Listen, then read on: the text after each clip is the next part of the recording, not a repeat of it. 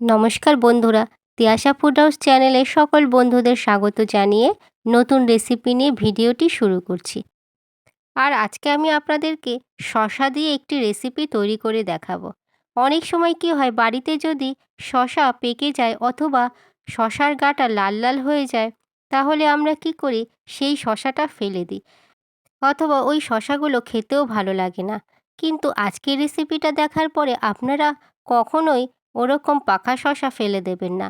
কারণ আজকের এই রেসিপিটা পাকা অথবা কচি সব রকম শসা দিয়েই খেতে খুবই ভালো লাগে। তাই আজকে আমি আপনাদেরকে পাকা শসা দিয়ে দারুণ একটি রেসিপি তৈরি করে দেখাবো। এখানে আমি দুটো শসা নিয়ে নিয়েছি। আর অবশ্যই দেখতে পাচ্ছেন বন্ধুরা, শসাগুলোর গা পুরো লাল হয়ে গেছে। আর এই শসাগুলো দিয়েই আজকে রেসিপি তৈরি করে নেব। শসাগুলো ঠিক এরকম কুচি কুচি করে কেটে নিতে হবে প্রথমে। আর সমস্ত শসাগুলো একটা বাটির মধ্যে দিয়ে দিচ্ছি। শসা দেওয়ার পরে এখন দিয়ে দেব পেঁয়াজ। এখানে আমি একটা বড় সাইজের পেঁয়াজ কেটে নিয়েছি। পেঁয়াজগুলিকেও ছোট ছোট করে কেটেছি। তারপরে দিলাম ঝালের জন্য কুচনো লঙ্কা। এরপরে দিচ্ছি একটু চিলি ফ্লেক্স।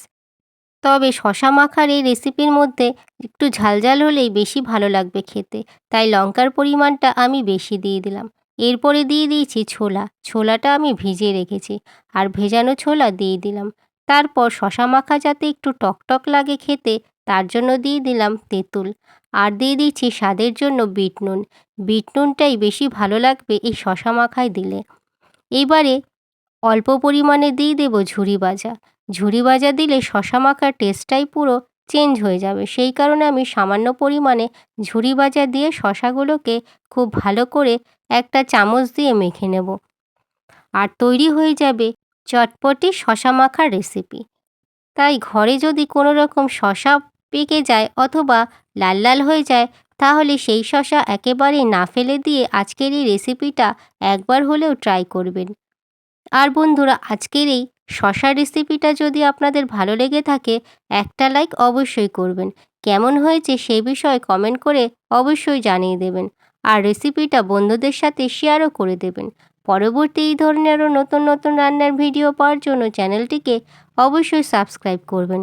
আর পাশে থাকা বেল অপশনে ক্লিকও করে দেবেন, যাতে পরবর্তী রান্নার নোটিফিকেশান আপনার ফোনে প্রথমেই পৌঁছে যায়। আর আপনারা অবশ্যই ভালো থাকবেন, সুস্থ থাকবেন। এছাড়া পুরো ভিডিওটি দেখার জন্য অসংখ্য ধন্যবাদ।